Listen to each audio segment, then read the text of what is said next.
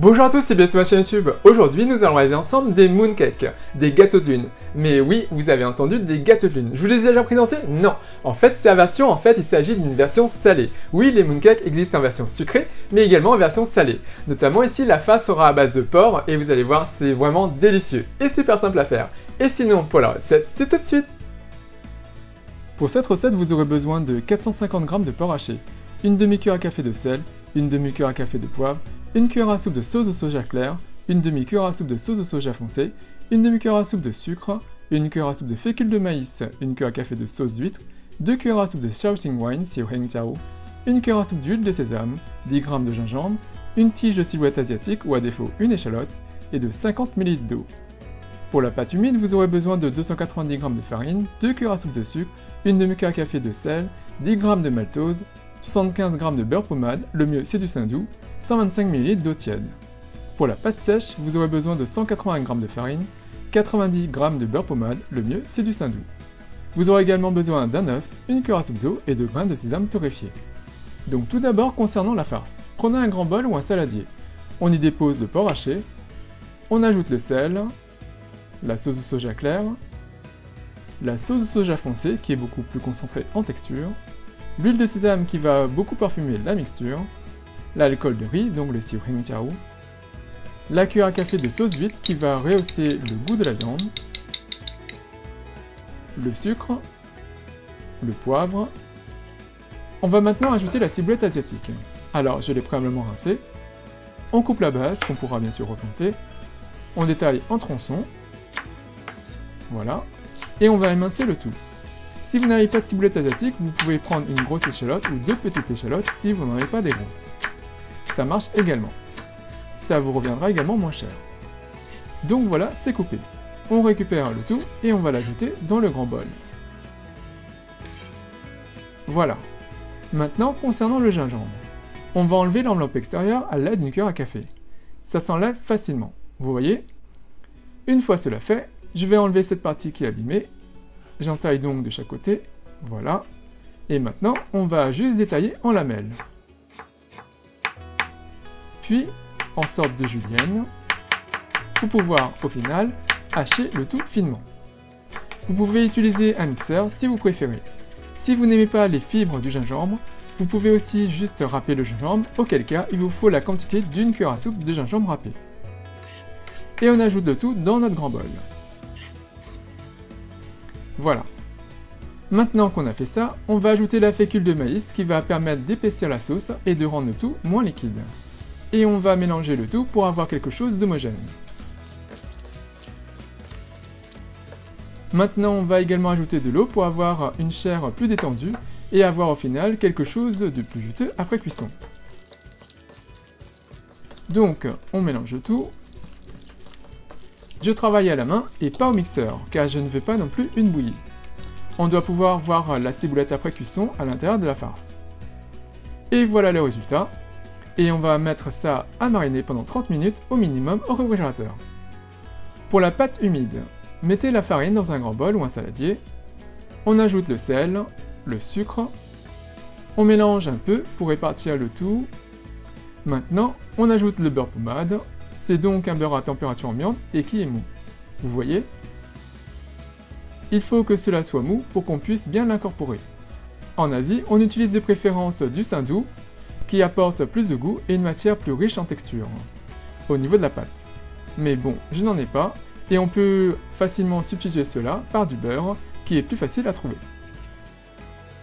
Une fois qu'on a bien ajouté le beurre, on y verse l'eau et au lieu de travailler la pâte à la main, qui risque de vous coller les doigts, on va plutôt travailler avec des baguettes, juste pour que l'eau soit absorbée par la farine. Donc on touille, on mélange. Une fois absorbée, on peut débarrasser la pâte des baguettes et travailler à la main. Mais avant cela, on va également ajouter le maltose, qui va permettre à la pâte de rester souple.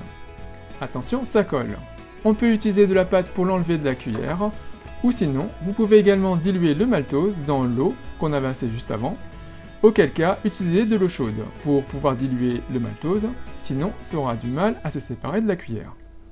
Et donc, on va mélanger le tout et travailler la pâte pour que tout soit bien homogène. On incorpore bien toute la farine et on continue à travailler la pâte. L'intérêt du maltose, c'est qu'après cuisson, vous aurez une pâte qui ne va pas s'assécher après cuisson, même à l'air libre.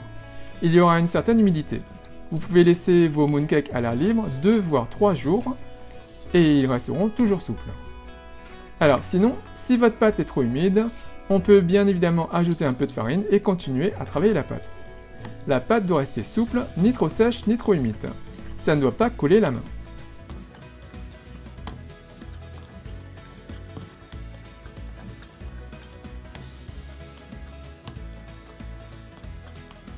On forme maintenant une boule.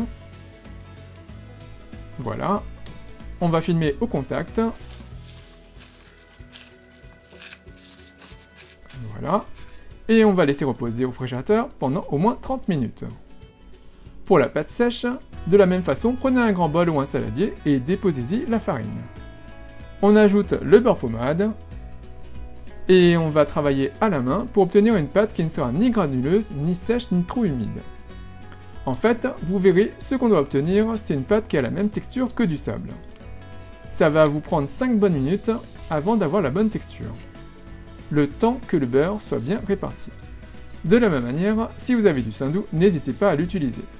Si vous avez des enfants et que vous avez du sable magique, vous devez avoir la même texture que ce sable magique. Pour les autres, si vous ne savez pas ce que c'est que le sable magique, ça doit être une pâte sablée, mais avec une sonorité un peu mousseuse. Je vous augmente le son pour que vous puissiez entendre ça. Vous entendez? Sablé et mousseux. La combinaison de la pâte sèche et de la pâte humide vous permettra d'avoir au final un super feuilletage souple et non sec. On forme une boule.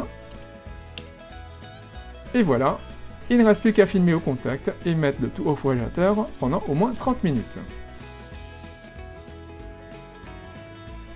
Voilà, notre farce a bien mariné.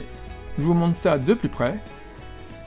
Prenez maintenant un récipient, un bac ou un moule ou une assiette. On va juste prendre un peu de farce, de la quantité d'une balle de golf, et on va confectionner des boules.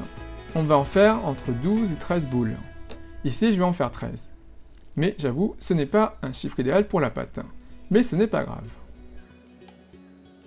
Et voilà le résultat. Maintenant, on va travailler nos pâtes. On récupère notre pâte humide. Voilà. On va utiliser une autre technique que celle que je vous ai montrée la dernière fois. On coupe en deux. Et en fait, on va travailler chaque moitié séparément.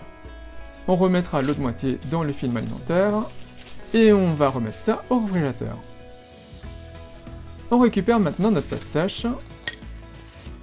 Voilà. On va également détailler notre pâte en deux. Et on mettra également l'autre moitié au réfrigérateur. On emballe le tout dans le film alimentaire. Et hop, ça part au réfrigérateur. Alors, avant d'assembler les pâtes, on va retravailler la pâte sèche. Donc, on la remalaxe bien.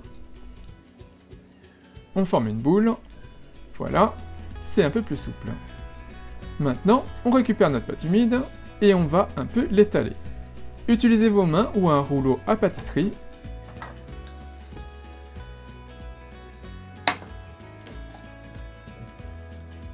Une fois étalée, on y dépose la boule de pâte sèche au centre et on va recouvrir la pâte sèche de la pâte humide en évitant si possible d'emprisonner de l'air. On a donc la pâte sèche emprisonnée dans la pâte humide et on referme le dessus et on soude le tout. On aplatit maintenant un peu la boule et on va aplatir le tout à l'aide d'un rouleau à pâtisserie. Avec l'autre technique, on devait détailler chaque mini pâton, isoler chaque bloc et travailler individuellement. Ici, on réalise un gros pâton qu'on subdivisera par la suite. Le fait d'emprisonner la pâte sèche dans la pâte humide va permettre de réaliser le feuilletage. Les pâtes vont se séparer l'une de l'autre lors de la cuisson et ça va créer différentes strates, donc le feuilletage. Une fois la pâte étalée, on va réaliser le tourage. On rabat un côté vers le tiers central, puis l'autre partie vers le tiers central. Une fois qu'on a fait cela, on va aplatir le tout et on va étaler la pâte de la forme d'un rectangle.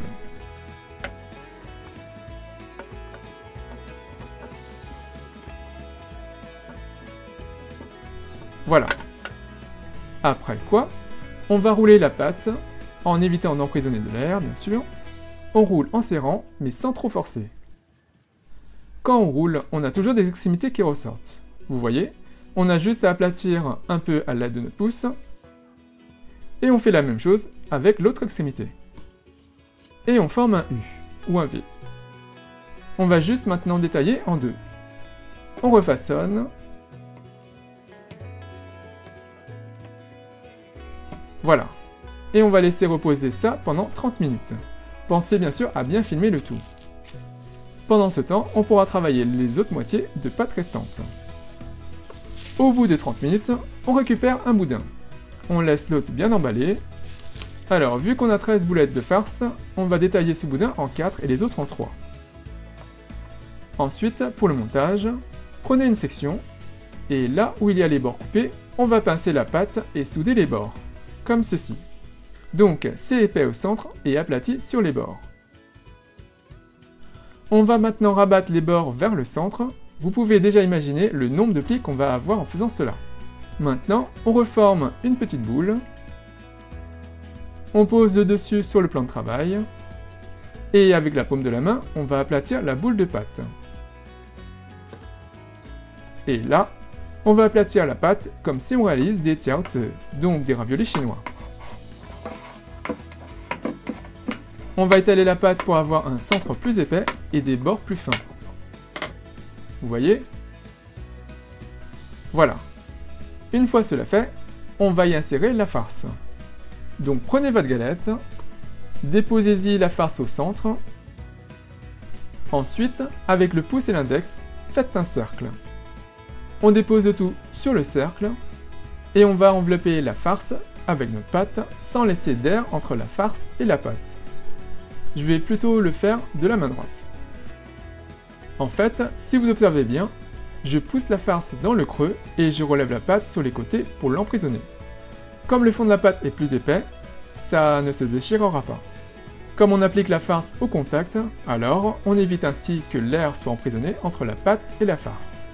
S'il y a de l'air, ce n'est pas hyper grave. C'est juste qu'après cuisson, vous aurez un vide entre la croûte et la farce. Si vous pensez commercialiser ces mooncakes, vous risquez donc de décevoir des clients. Une fois qu'on a refermé la partie supérieure, on soude le tout en tournant la pointe. Soit on enlève cet excédent de pâte, soit on la rabat sur la pâte. Pour celui-là, je vais juste l'enlever, mais pour les autres, je vais juste rabattre sur la pâte tout simplement. Et voilà le résultat. Voilà nos 12 mooncakes, enfin 13. On va appuyer sur le dessus et les aplatir légèrement. Le 13e est sur un autre plateau, ne vous inquiétez pas pour lui, il sera également mangé. Une fois aplati, on va réaliser notre dorure. Pour cela, prenez un œuf et récupérez le jaune d'œuf. Séparez le jaune du blanc. Utilisez la technique que vous préférez, à travers un trou dans la coquille, à travers les doigts de la main, un ustensile, moi je transvase. Ensuite, on y verse une cuillère à soupe d'eau et on va mélanger le tout à l'aide d'une fourchette ou de baguette. Évitez de faire mousser le tout. Voilà.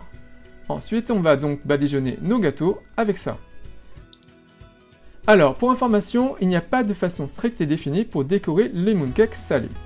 Certains font comme moi, c'est-à-dire qu'on va dorer avec du jaune d'œuf et parsemer de graines de sésame torréfiées. D'autres vont juste mettre du jaune d'œuf, d'autres vont cuire à blanc, et d'autres vont y apposer un tampon rouge avec des motifs ou des caractères chinois dessus, avec du colorant rouge alimentaire. Faites comme vous voulez. Vous pouvez aussi mélanger les graines de sésame avec des graines de pavot, mais on ne met pas des graines sur des motifs ou des caractères chinois. En tout cas, je n'en ai jamais vu. Au niveau des graines de sésame, on peut parsemer partout, mais certains n'en mettent que juste au centre. Faites comme vous voulez. Pendant que vous faites cela, préchauffez votre four à 190 degrés, car par la suite, on va cuire pendant 30 minutes.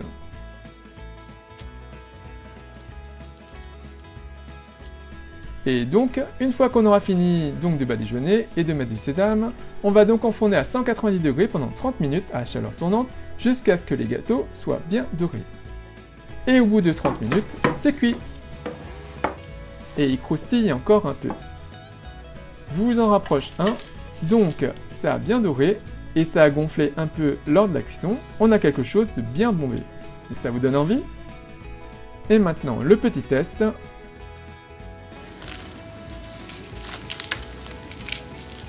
Je vous montre le feuilletage à l'intérieur. C'est super chaud. On a encore de la vapeur. Et vous voyez le feuilletage? C'est ce qu'on obtient avec la technique des 2 pâtes.